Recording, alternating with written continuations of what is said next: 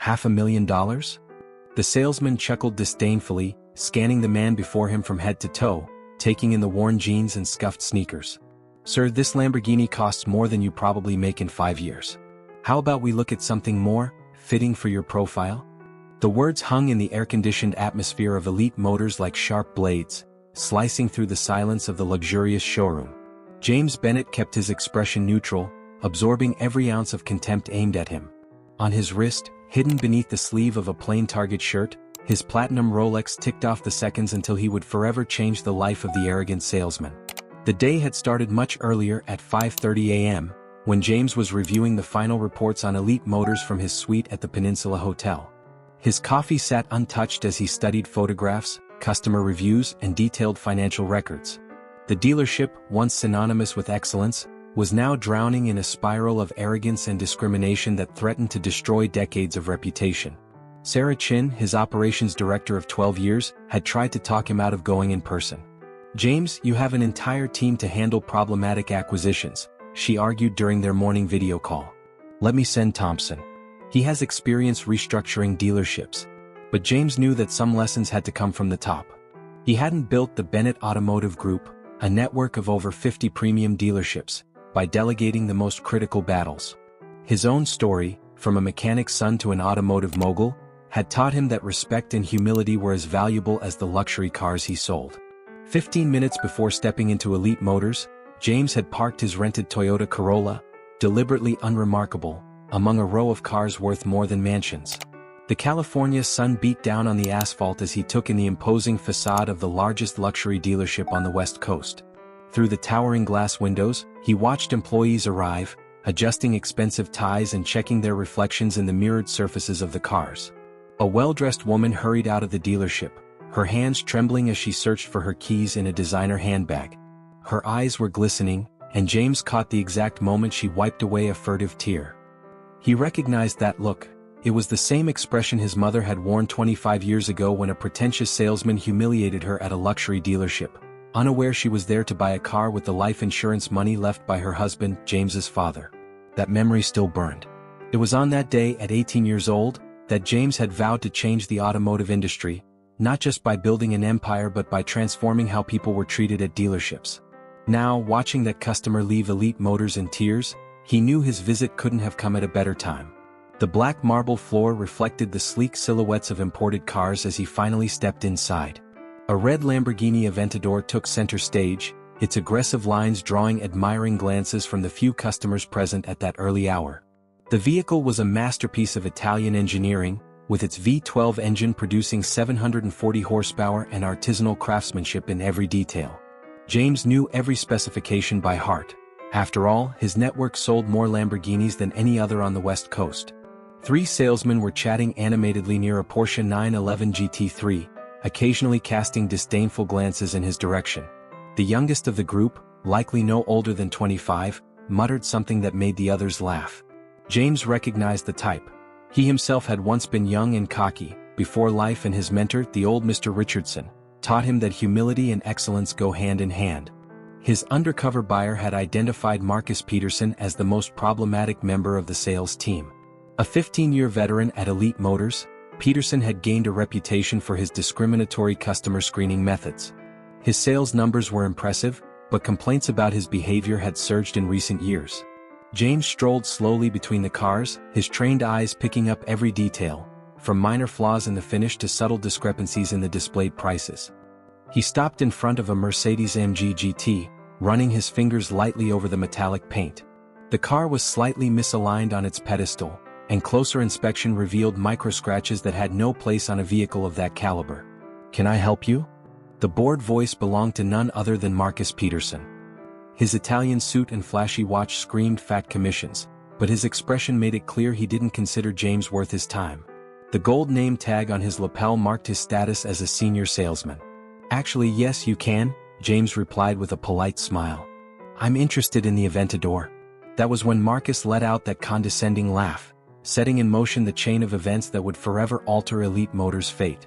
The air of superiority on his face was almost tangible, as if the mere suggestion that someone dressed so modestly could afford a Lamborghini was the joke of the century. "Right, Mr. Bennett?" "James Bennett?" Mr. Bennett, Marcus cleared his throat, adjusting the silk Italian tie that likely cost more than James' entire current wardrobe. As I said, perhaps I could show you something more suitable for your profile? We have some excellent pre-owned cars in the $20,000 range. James kept his expression neutral, though his eyes registered every nuance of the discriminatory treatment. He thought of the tearful customer he had seen leaving earlier, the dozens of similar complaints he had read, the consistent pattern of behavior that was eroding the dealership's reputation. Actually, I'd like to take a closer look at the Lamborghini if that's possible. Marcus exchanged glances with the other salesmen, who were now watching the scene unfold with mocking grins. The youngest of them had even pulled out his phone, likely eager to capture what promised to be a humiliating moment. Sir, I don't mean to be rude, but this is a vehicle for serious buyers. I need to prioritize my time for clients who actually look like they have $500,000 to spend? James finished smoothly. Interesting. You know, Marcus, there's something fascinating about first impressions. They reveal a great deal, not about the person being judged but about the one doing the judging. Something in James' tone caused Marcus' smile to falter slightly. Maybe it was the calm confidence in his voice, or the way his eyes held the salesman's gaze without flinching. The younger salesman, sensing a shift in the atmosphere, moved closer out of curiosity, his phone still in hand. I'll get straight to the point, James continued, his voice calm yet carrying an authority that hadn't been there moments before. Over the past 6 months, your sales have dropped by 42% compared to the same period last year. Your online ratings have plummeted from 4.8 to 2.3 stars. And most concerning of all, 3 discrimination lawsuits have been filed against this dealership just this year. Marcus's face visibly paled, and the youngest salesperson's phone nearly slipped from his hand. How do I know this? James pulled a card from the pocket of his jeans, handing it to the stunned salesman. Because I just bought Elite Motors. And we have a lot of work to do. The business card was simple, but the name and title embossed in elegant lettering made Marcus stagger. James Bennett, CEO Bennett Automotive Group. The silence that followed was deafening. The other salespeople who had been laughing moments ago, now appeared frozen in place. The only sounds in the suddenly mortified showroom were the hum of the air conditioning and the faint jingle of car keys. Gentlemen, James addressed the group, his voice now carrying the weight of 15 years leading one of the largest automotive dealership networks in the country. I suggest we meet in the conference room in 15 minutes. We have a lot to discuss about the future of Elite Motors, and how we treat every person who walks through that door. As the sales team scattered in haste, James allowed himself a small smile. He pulled out his phone and typed a quick message to Sarah. You were right. The situation is worse than we imagined. Cancel my afternoon meetings. This is going to take some time. The real transformation was only beginning, and James Bennett had very specific plans for Elite Motors and its team. After all, some lessons had to be learned the hard way. The Elite Motors conference room mirrored the opulence of the showroom. A massive mahogany table dominated the space, surrounded by Italian leather chairs and walls adorned with photographs of classic cars. 15 minutes had passed since the confrontation on the showroom floor, and now the dealership's 8 salespeople sat nervously around the table, exchanging uneasy glances with one another. Marcus Peterson sat in his usual spot at the head of the table, though his typically confident posture had been replaced by visible tension. His restless hands repeatedly adjusted his silk tie, and his eyes remained fixed on the door. The youngest salesperson, Alex Torres, still clutched his phone like a shield, though any urge to record embarrassing moments had completely evaporated. James Bennett entered the room accompanied by a woman unfamiliar to everyone present. Diana Reynolds, regional manager for the Bennett Automotive Group, carried a folder of documents and a tablet. Her impeccable tailored suit and professional demeanor contrasted sharply with James's deliberately casual appearance, still dressed in the same jeans and simple shirt. Good morning, everyone, James began, remaining standing. I imagine most of you have already Googled who I am in the past 15 minutes. But allow me to make a proper introduction. He paused, his eyes scanning each face around the table. The Bennett Automotive Group officially acquired Elite Motors last week. The transaction was kept confidential for reasons that, I believe, became quite clear after this morning's events. As Diana distributed folders around the table, James continued, over the past 3 months, we sent 16 mystery shoppers to this dealership, people of different backgrounds, ethnicities, and apparent socioeconomic statuses. The results were troubling. Alex Torres swallowed hard, recalling the many customers he had dismissed over the past few months. Marcus Peterson began opening his folder, but James raised a hand, stopping him. "Before you review those reports, I want to tell you a story," James said, pulling out a chair and sitting down. 25 years ago, a woman walked into a dealership much like this one. She was a recently widowed mother, carrying a life insurance check from her husband, a mechanic who had died working on cars like the ones we sell here. She was looking for something safe and reliable to start over with her teenage son. The room was utterly silent. James continued, "The salesperson who attended to her didn't even bother to show her the cars. He suggested she try a used car dealership in the poorer part of town. She left in tears, just like the customer I saw walking out of this dealership this morning." Some of the salespeople shifted uncomfortably in their seats. Marcus Peterson's face was flushed, whether from shame or anger was unclear. "That woman," James revealed, his voice tinged with restrained emotion, "was my mother. And that experience changed my life. I vowed that one day I would transform how dealerships treat people, not just selling luxury cars but selling them with dignity, respect, and true excellence." Diana projected several charts onto the room screen. "Elite Motors was once a leader in customer service," she began. "Your satisfaction ratings were the highest in the state. But in the last 18 months, something has gone drastically wrong." The charts displayed a dramatic decline in various performance metrics. James pointed to the statistics. "We've lost 42% of our sales compared to the previous year. Our online reviews have plummeted. We're facing 3 lawsuits for discrimination. But what's most troubling are the stories from our customers." Diana began playing audio recordings, snippets of interactions captured by the store's security system. The clips revealed blatant instances of discrimination. Alex Torres recognized his own voice in one of the recordings, making a joke about an Asian customer to his colleagues. His face burned with shame. "Ladies and gentlemen," James said, rising to his feet again, "you are talented professionals. Your sales numbers prove that. But somewhere along the way you've confused luxury with elitism. You've forgotten that our job isn't to judge who can or can't afford a $500,000 car." Marcus Peterson finally found his voice. "Mr. Bennett, with all due respect, this is a luxury market. We need to filter." "Filter?" James interrupted gently. "How have you filtered me today, Marcus? How many legitimate clients have you lost in the past few months because they didn't fit your ideal profile?" Diana projected more numbers. "Our other luxury dealerships have a conversion rate 60% higher than Elite Motors, even while treating every customer with the same level of respect. The problem isn't the market, Mr. Peterson. It's the mindset." James walked to the window, observing the activity in the showroom below. "Starting today, we will initiate a complete transformation at Elite Motors. Some of you will embrace this change and grow with us. Others, perhaps, will realize that they no longer fit here." He turned to face the team. "Over the next 2 weeks, each one of you will undergo an intensive retraining program. You will learn our customer service philosophy, our protocols, and more importantly, relearn something you should never have forgotten: that every person who walks through that door deserves respect." Diana began handing out new documents, contracts, and commitment agreements.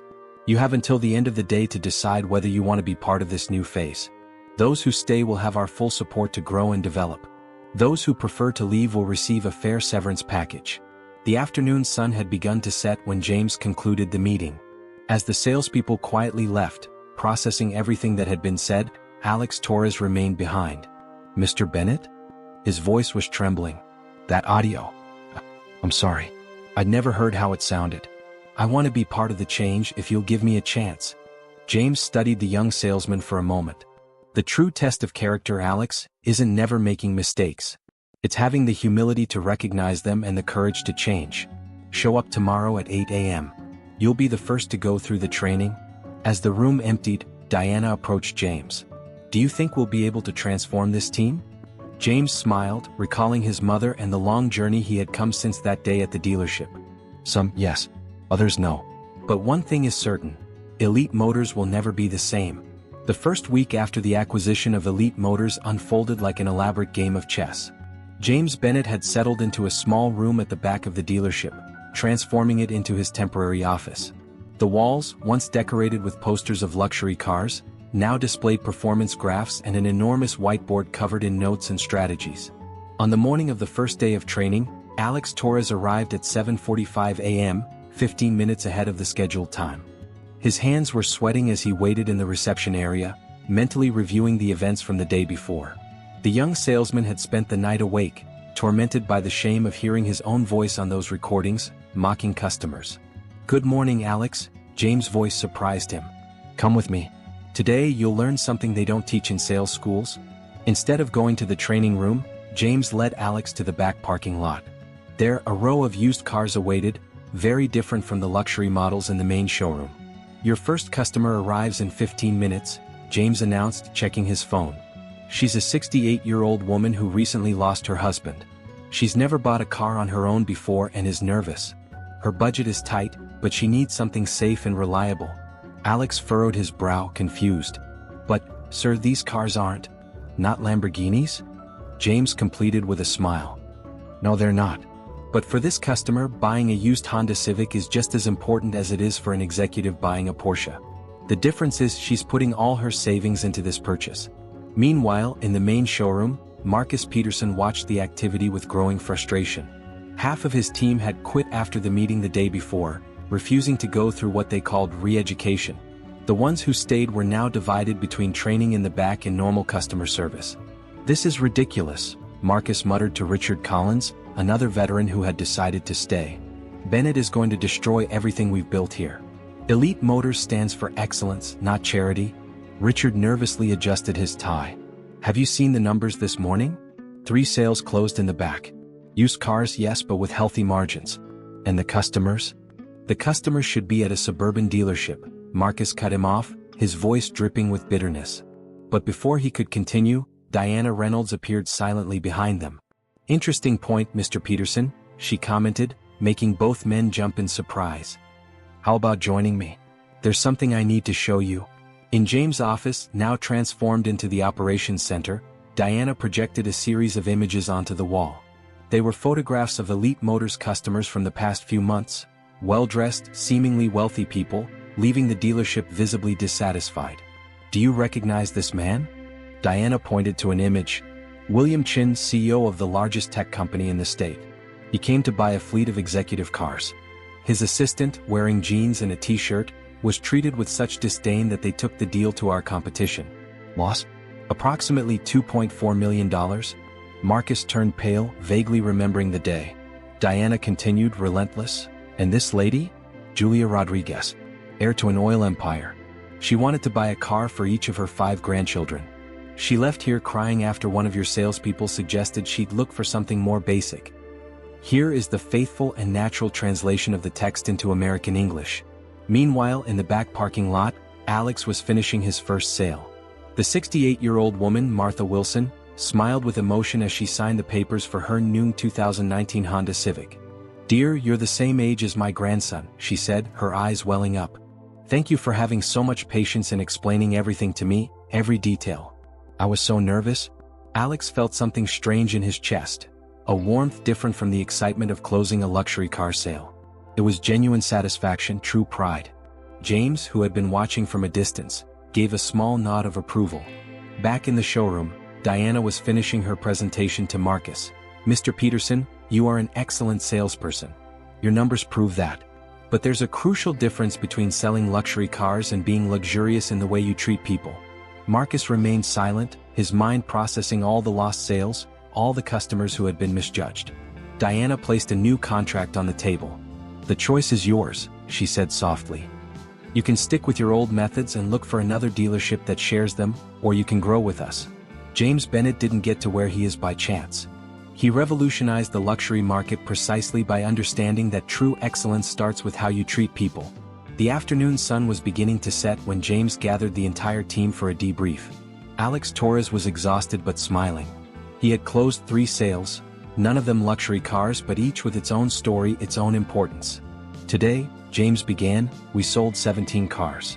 10 used, 7 new. Our profit was 22% higher than last month's daily average.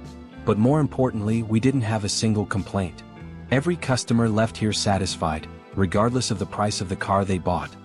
His eyes met Marcus Peterson's, who was standing at the back of the room, deep in thought. "The true revolution at Elite Motors is just beginning. And it won't be measured just in dollars but in smiles, in trust, in respect." Diana handed out the reports for the day, and for the first time in months, the numbers told a different story. A story of transformation that, although still in its early chapters, already showed promising signs of change.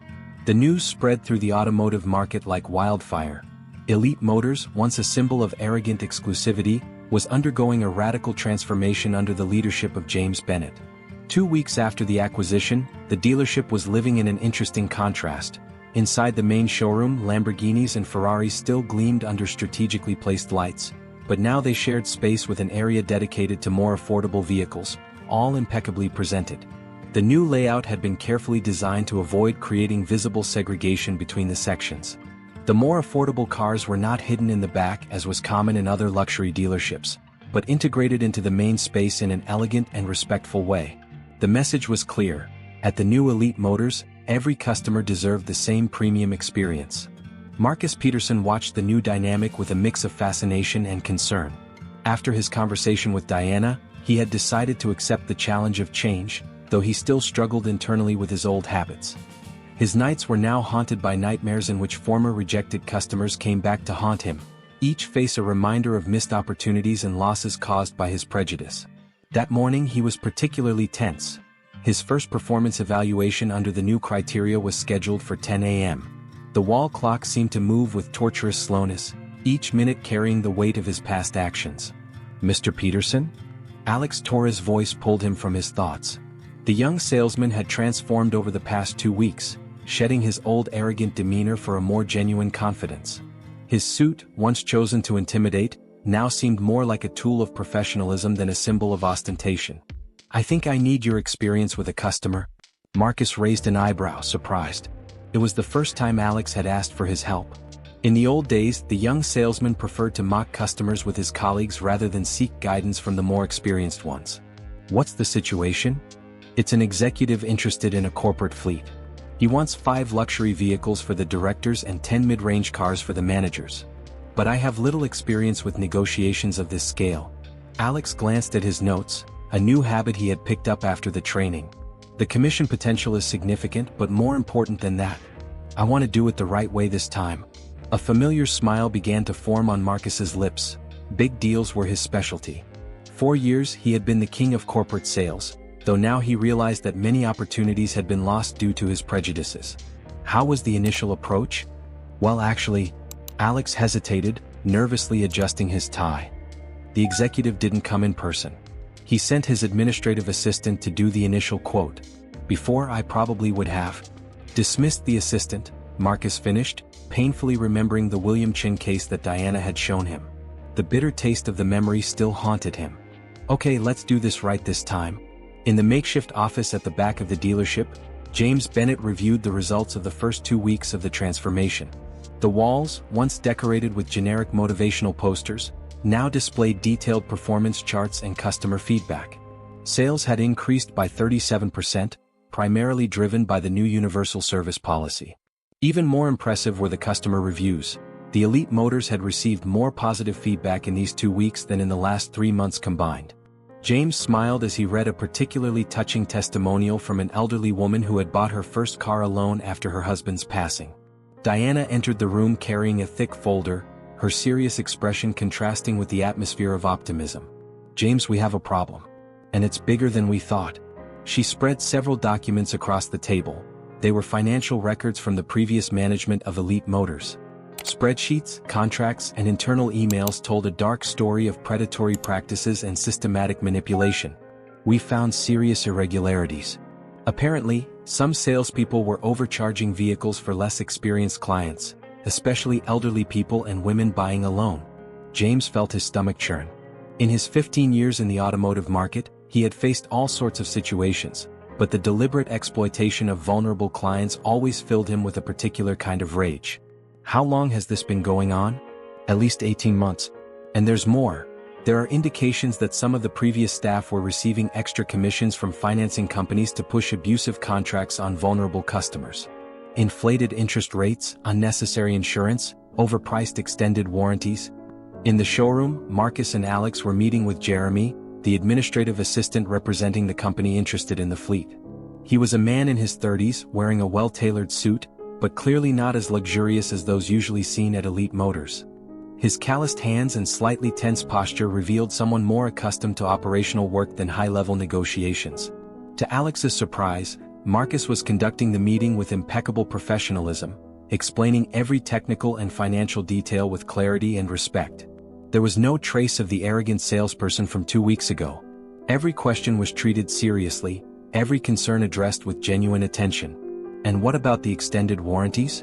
Jeremy asked, taking detailed notes in a worn-out notebook. "Our board is especially concerned about long-term maintenance."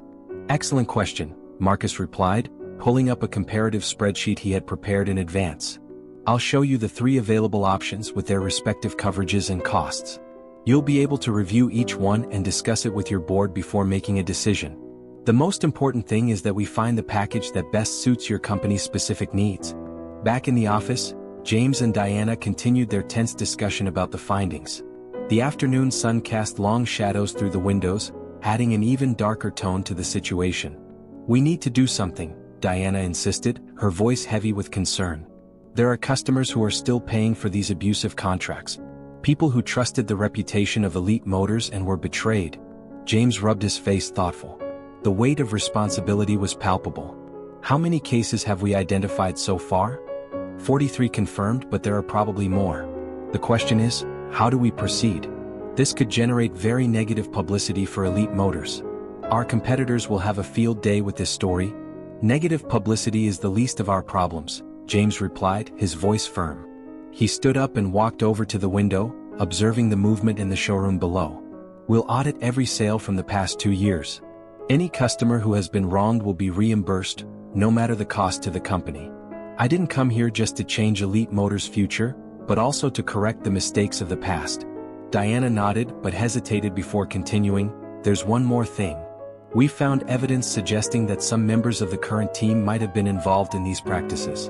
We're not sure about the extent of the involvement, but the signs are worrying." In the showroom, the negotiation with Jeremy was reaching a critical point. Marcus had prepared a detailed proposal, with special conditions for the entire fleet. The administrative assistant was visibly impressed with the level of professionalism and attention to detail. "This is much more comprehensive than I expected," Jeremy commented, reviewing the numbers for the 3rd time. "To be honest, I visited 3 other dealerships before and I was practically ignored at all of them. One salesperson even suggested I was wasting their time." Alex noticed a flash of guilt in Marcus' eyes. How many times had he himself dismissed administrative assistants in the past? How many million-dollar deals had slipped through his fingers due to deep-seated prejudices? "Mr. Jeremy," Marcus began, his voice carrying a sincerity that even surprised himself, "I've recently learned that our job isn't to judge who walks through that door, but to provide the best possible experience to every client. Your company deserves our full attention and professionalism, regardless of who represents it." The sun was already setting when James gathered the team for an important announcement. The CEO's serious expression made everyone hold their breath. At the back of the room, Alex and Marcus exchanged concerned looks. The fleet negotiation had been successful, but something in the air suggested the celebration would have to wait. "Starting tomorrow," he began, his voice echoing in the silent room, "we'll begin a full audit of all sales from the last 2 years. Serious irregularities were discovered in the previous management, and it's our moral duty to correct them. Every contract will be reviewed, and every customer will be contacted." Marcus felt a chill run down his spine. On his desk, an unopened envelope waited. It was his performance evaluation, still unread. But now, other concerns occupied his mind. How many of the past sales would come back to haunt him? How many skeletons would emerge from the closet during this audit? Elite Motors' transformation was about to enter its most challenging phase, and even James Bennett couldn't predict all the obstacles that would arise along the way. The sun set on the horizon, painting the showroom in shades of red and gold, while a new storm was brewing on the dealership's horizon. The morning began tense at Elite Motors. A team of external auditors had taken over the conference room, which had been transformed into an improvised investigation center. Piles of files, contracts, and documents covered every available surface, while the constant sound of typing and worried murmurs filled the air. Marcus Peterson arrived earlier than usual, his face marked by a restless night. The envelope with his performance evaluation remained in his folder, still sealed. In recent days, bigger concerns had occupied his mind. The news of the complete audit had triggered a flood of memories, faces, names, and negotiations he'd rather forget. "Mr. Peterson?" a feminine voice called. It was Rachel Morgan, the lead auditor assigned by James Bennett. "May we talk for a moment?" Marcus' heart raced, but he maintained his outward composure. "Of course, Ms. Morgan. Here or?" "In the meeting room, please," she gestured, her eyes unreadable behind thin-framed glasses. "We have some questions about certain specific transactions." In James' temporary office, Diana presented the first preliminary results of the audit. "It's worse than we thought," she began, sliding a folder across the table. "We found a systematic overpricing pattern in nearly 30% of sales from the last 2 years." James flipped through the documents, his face hardening with each page. "How did they manage to hide this for so long?" "They were clever," Diana explained, pulling more reports from her folder. "They mixed legitimate sales with fraudulent ones. They targeted customers less likely to question or compare prices. Elderly people, first-time buyers, emotionally vulnerable individuals. In the sales room, Alex Torres was guiding his first client of the day, a young university professor interested in a used car. As he explained the vehicle's features, he couldn't help but notice the unusual movement of people coming in and out of the conference room. "Is something going on?" the client asked, noticing Alex's brief distraction. "Just an internal audit," Alex replied, recalling the training on transparency. "Elite Motors is undergoing some important changes to ensure the best possible service for our customers." In the meeting room, Marcus stared at a pile of old contracts scattered across the table. Rachel Morgan pointed to specific numbers, highlighting discrepancies and suspicious patterns. "Mr. Peterson, in just 6 months last year, we identified 17 cases where the prices of extended warranties were inflated by more than 40% above the standard price," she explained, her voice professional but firm. "All of these contracts bear your signature." Marcus felt a cold sweat running down his back. "It was a common practice at the time," he started, but the words sounded empty even to his own ears. "The previous management?" "The previous management is no longer here," Rachel gently interrupted. "But you are. And these customers are still out there, paying for these inflated warranties." In the showroom, James was holding an impromptu meeting with the sales team. "Starting today, we will implement a new system of full transparency," he announced. "Every proposal, every contract, every additional item will be presented to the customer with all costs clearly itemized. No more fine print, no more hidden surprises." Richard Collins, another veteran on the team, raised his hand. "Mr. Bennett, with all due respect, this is going to significantly impact our commissions. Some customers won't want the add-ons when they see the actual prices." "Exactly," James replied, his gaze intense. "And that's how it should be. I'd rather sell fewer add-ons honestly than build a business based on deception." Back in the meeting room, Marcus was facing the most difficult moment of his career. Rachel had just shown him a particularly disturbing case. A recently widowed woman who had been convinced to buy a package of insurance and warranties that nearly doubled the price of the car. "I remember this case," Marcus admitted, his voice low. "Mrs. Thompson. She was vulnerable, just lost her husband." He paused, the words stuck in his throat. "I should have helped her, not taken advantage of the situation." Rachel watched him for a moment, taking notes. "Mr. Peterson, Mr. Bennett believes in second chances. But first, we need to fix the mistakes of the past. Are you willing to help?" In that moment, something shifted in Marcus' expression. Years of arrogance and greed began to crumble, revealing something more fundamental: guilt, regret, and perhaps a chance at redemption. "I have a list," he said finally, opening his folder. "Of all the customers I didn't treat right. It's not just the fraudulent contracts. It's people I rejected, business I lost due to prejudice, opportunities one wasted because of arrogance." Rachel raised her eyebrows, surprised by the voluntary admission. "This goes beyond the scope of the initial audit." "I know," Marcus replied, his voice firm for the first time that morning. "But if we're going to do this, let's do it right. Every customer deserves to know the truth." By the end of that afternoon, James gathered the entire team again. The sun was setting through the showroom windows, casting long shadows over the gleaming cars. "Today was a tough day," he began, "but necessary. Real change starts with honesty, with our customers and with ourselves. Some of you may think we're destroying the business model of Elite Motors. But in reality, we're rebuilding it on a stronger foundation." Diana handed out new procedure manuals as James continued. "Starting tomorrow, every affected customer will be contacted. We will offer a full refund of the overcharged amounts, plus compensation for the inconvenience. Yes, this will come at a significant cost to the company. But the trust of our customers is priceless. Alex, observing from the back of the room, noticed something different about Marcus. The veteran salesman, usually proud in his preferred spot near the window, now seemed smaller, more humble. But also, somehow, more human. When the meeting ended, Marcus finally opened the envelope with his performance evaluation. To his surprise, he found not only the standard forms but also a handwritten note from James Bennett. "Mr. Peterson, your sales have always been impressive. Now it's time to make your character equally remarkable. True leadership begins with responsibility and humility. I believe you have the potential for both. The next chapter of Elite Motors depends not only on what we sell but on how we sell it. Are you ready for this transformation?" Marcus looked out the window, watching the last customer of the day leave satisfied with their new purchase. For the first time in his career, he felt that maybe he was ready for a real change. The road would be difficult, but the reward could be something more valuable than commissions or sales records. It could be the chance to become a better person. 1 month after the audit began, Elite Motors was at its most crucial moment. The morning started with news that shook the entire team. The local newspaper had published an extensive report on the fraudulent practices of the former management. The headline was devastating: Elite Motors, luxury, lies, and fraudulent contracts. Marcus Peterson was at his desk when the first phone calls started coming in. Furious customers, journalists eager for statements, even competitors' representatives trying to fish for information. His first reaction was panic. Years of building a reputation seemed to be crumbling in a matter of hours. Everyone in the conference room now, James Bennett's voice echoed through the showroom, deeper than usual.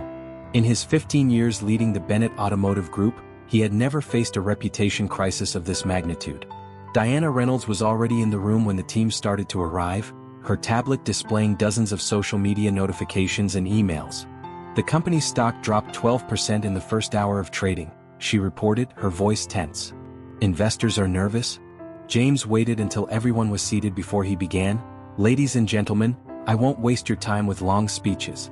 The situation is critical but not unexpected. In fact, in some ways this might be exactly what we needed." Alex Torres, sitting next to Marcus, furrowed his brow in confusion. How could a crisis of this scale possibly be a good thing? "Mr. Bennett," Rachel Morgan, the chief auditor, interrupted, rushing into the room. "I just received a proposal from the former management. They want to make a deal. They're offering to cover half the losses if we keep their names out of this." A murmur spread through the room. It was an enticing offer, an easy way out of a potentially devastating situation. James, however, remained impassive. "Rachel," he replied calmly, "please prepare a polite response declining the offer. Elite Motors is no longer in the business of making shady deals." Marcus felt something shift inside him at that moment. The same determination he had seen in James on his first day, when he had disguised himself to enter the dealership, now seemed to infect the entire team. "Mr. Bennett," Marcus stood up, his voice firmer than he felt inside. "I have a suggestion. Or rather, a confession." All eyes turned to the veteran salesman. Marcus took a deep breath before continuing, "I've been part of the problem for far too long. I discriminated against customers, inflated prices, pushed abusive contracts. I can't change the past, but I can help build a different future." He pulled a folder from his briefcase. "This is a complete list of all my clients from the last 5 years. Not just the fraud cases identified in the audit, but every person I treated with less respect than they deserved. I propose we do something unprecedented in the automotive market." James leaned forward, intrigued. "Go on, Marcus. Let's invite each one of these customers back to the dealership. Not just for financial restitution but for a formal apology. And not through corporate letters or generic emails. Personally. Face to face." A heavy silence fell over the room. Diana was the first to react. "That's risky. Very risky. We'd essentially be inviting people to come and criticize us publicly." "Exactly," Marcus replied. "And that's exactly why we should do it." James slowly stood up, a smile starting to form on his lips. Marcus is right. If we truly want to transform Elite Motors, we can't just talk about transparency and accountability. We need to live them. The next hours were a whirlwind of activity. The communications team prepared an official press release announcing an unprecedented event, Elite Motors Day of Transparency. Every client identified in the audit would be invited for an individual meeting, where they would receive not only financial restitution but also a formal apology from the responsible salesperson. The news hit the automotive market like a bombshell. Competitors mocked the initiative as commercial suicide. Marketing consultants begged James to reconsider. But the decision was made. On the morning of the event, the showroom had been completely reorganized. Small service stations were set up, each equipped with all the necessary documentation and, most importantly, salespeople prepared to face what promised to be the most challenging day of their careers. Mrs. Thompson was one of the first to arrive, the same widow Marcus had convinced to accept an overpriced insurance package. He recognized her immediately and, swallowing his pride, walked toward her. "Mrs. Thompson," he began, his voice trembling slightly. "My name is Marcus Peterson. We met 8 months ago when you came to buy a car after losing your husband." She stared at him, recognition and hurt crossing her face. "Yes, I remember. The charming salesman who told me he was protecting me with all those extra insurances." Marcus felt the weight of every word. "Ma'am, I was wrong. I was deeply wrong. I took advantage of your vulnerability to boost my commission. There's no excuse for that, but still I ask for your forgiveness." The hours that followed were an emotional roller coaster. Customer after customer shared their stories. Some angry, others in tears, many simply relieved to finally be heard. Each salesperson faced their own demons, acknowledging their mistakes and beginning the long process of rebuilding trust. Alex Torres, watching everything from his station, realized he was witnessing something extraordinary. It wasn't just a public relations strategy or a desperate attempt to salvage the company's reputation. It was a genuine transformation, painful but necessary. At the end of the day, James gathered the exhausted team. "Today we did something many thought was impossible. We faced our mistakes head-on with no excuses or justifications. The road ahead is still long, but we've taken the most important first step. We chose truth over convenience, integrity over easy profit." Marcus, still processing the intense conversations of the day, found a new email in his inbox. It was from Mrs. Thompson. "Mr. Peterson, your honesty today surprised me. Perhaps there is hope for Elite Motors after all. P.S. My daughter is looking for a new car. Would you like to schedule a visit for next week?" The sun was setting over Elite Motors, casting golden shadows through the showroom windows. The luxury cars still gleamed under the lights, but now they seemed different, not symbols of status and exclusivity, but reminders that true excellence begins with character, not price. The transformation was far from complete, but that day, a new foundation had been laid. One based not on appearances or prejudice, but on something far more valuable: integrity. 6 months after Transparency Day, Elite Motors was an unrecognizable dealership, not in its physical appearance, which still retained the same shine and elegance as always, but in its essence. The showroom continued to display luxury vehicles alongside more affordable models, but now there was something different in the air, an atmosphere of genuine trust and respect. James Bennett sat in his permanent office, no longer the makeshift space from the early days, reviewing the latest quarterly reports with Diana Reynolds. The walls now featured, in addition to performance charts, dozens of thank you letters from customers and positive press coverage about the dealership's transformation. "The numbers are impressive," Diana commented, sliding another page of statistics across the table. "Sales are up 45% compared to the same period last year. But the most surprising thing isn't the numbers themselves." James smiled, already knowing where she was going with this. "It's the types of sales?" "Exactly," she confirmed. "We're selling fewer insurance packages and extended warranties, but our customer retention rate has skyrocketed. Word-of-mouth referrals have tripled. And the most amazing thing, our customer satisfaction score hit 4.9 out of 5 stars. In the showroom, Marcus Peterson was handling a sale that would have been unthinkable a year ago. A young teacher, clearly nervous about her first big purchase, listened intently as he explained every detail of financing for a compact model. "Miss Carter," he explained patiently, "this insurance package is optional. I'll show you exactly what it covers and how much it costs. The final decision is entirely yours, based on what makes the most sense for your budget." Alex Torres, now promoted to junior sales manager, watched the scene with a smile. Marcus's transformation had been the most dramatic of all. The former king of predatory sales had become a mentor to the younger team, teaching them that respect and honesty were the true path to lasting success. The afternoon brought a special visit. Mrs. Thompson was returning to the dealership, this time accompanied not only by her daughter but also by a group of friends from the book club. They had all read the article about Elite Motors' transformation and wanted to see it for themselves. "Mr. Peterson," she called, waving cheerfully. "These are my friends. After I shared my experience from Transparency Day, they got curious to see the new Elite Motors. James, watching the scene from his office, felt a wave of pride. The transformation had come at a high cost, both financially and emotionally. The decision to confront the company's past mistakes so publicly had been risky, but the results proved it had been worth it. Diana walked in with another surprise. Bennett Automotive Group had been selected for a Corporate Ethics Innovation Award. Elite Motors' case was being studied at business schools as an example of successful corporate transformation. You know what's the most ironic part? James said, spinning in his chair to look out at the showroom. Our competitors laughed when we decided to be transparent about our mistakes. They said we were destroying our image of exclusivity. But we've learned that true exclusivity isn't in the price of the cars we sell, but in how we treat people. At the end of that day, the team gathered for a small celebration. It wasn't a grand corporate event, just an intimate moment of reflection on the journey they had shared. Marcus raised his champagne glass. A year ago, I thought I knew everything about selling luxury cars. Today I realize I was selling it all wrong. True luxury isn't in the vehicles we offer, but in the respect, honesty, and trust we build with every customer. Alex added, and the most amazing part is, when we stopped trying to push products and started truly helping people, the sales increased naturally. James watched his team with satisfaction. Elite Motors had become more than just a successful dealership. It was now a symbol that true transformation is possible when you have the courage to do what's right, even when it's difficult. The sun set over the dealership, its last rays reflecting off the cars in the showroom. A new customer walked in, wearing simple jeans and worn sneakers, exactly like James had been that first day. But now there was no need for disguises or dramatic lessons. Every person who walked through that door would be treated with the same respect and dignity. The story of Elite Motors would continue to evolve, but its core principles were now firmly in place.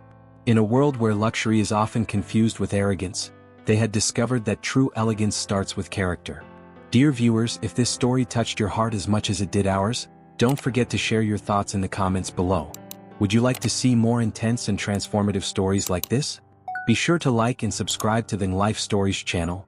This helps us keep bringing powerful narratives that inspire real change. Until the next story.